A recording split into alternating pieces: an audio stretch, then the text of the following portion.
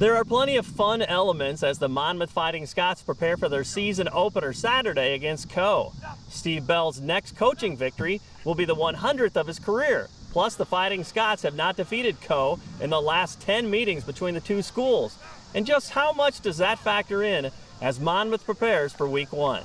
We've never taken that into context at all. I mean, to be honest with you, I probably wouldn't even know it if I wasn't told it. So, there's other motivations there other than that, part of the equation.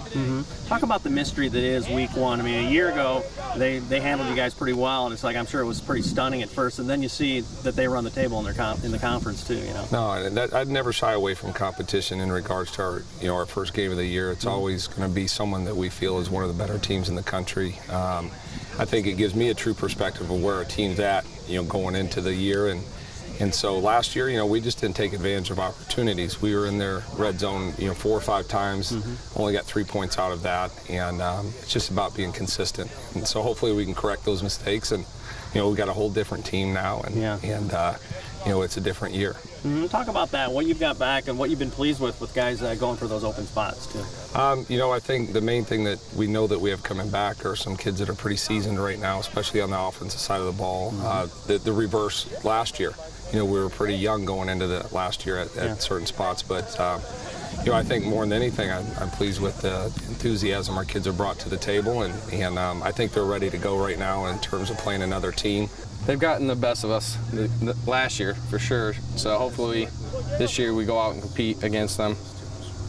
We got a new team this year, so past is the past, we're playing for this year, so. Exactly. Talk about, too, I mean, it's just like you didn't know what was going to happen to them after, but they ran the table in the regular season, so, I mean, talk about that part, that especially in week 1, you don't know what you're going to get, too, so you really do need to be at your best, don't you? Right, so, playing a top 20 team in the nation, that's always something we want. We don't want to shy away from competition here at Monmouth, so I think it really set the tone of our season if we can go out and get a W on Saturday. I'd say at first it really was a shocker, and we kind of blamed ourselves, but they are a pretty good team. They got a good program, and we're actually pretty excited for it this year to start off the season against a really good team. I think they're ranked 20th in the nation, so that should be a real trendsetter.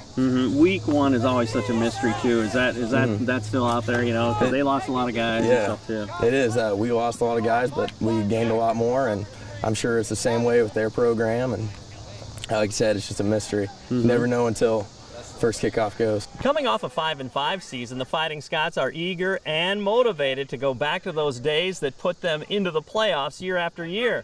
And while that old one game at a time attitude is in place, so is the big picture. It should be a heavy hand because that's the standard that's set here at Monmouth College. It was different than when I first got here. We were trying to build, climb the ladder at that point in time.